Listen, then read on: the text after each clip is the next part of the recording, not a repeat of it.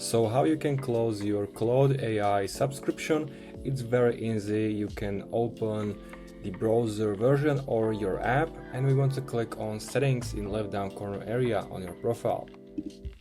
This is gonna appear and open settings, and now on the left go to billing section, and here's gonna be visible your plan. I got the Pro plan, which is paid monthly, the start of the subscription, your payment method.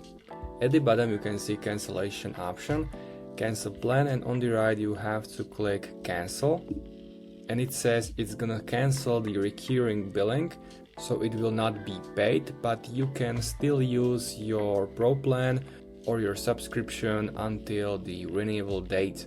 So for me it's June 5. If you want to do that, click cancel plan and it's done. If you have any questions, make sure to comment, also make sure to subscribe, and see you next time.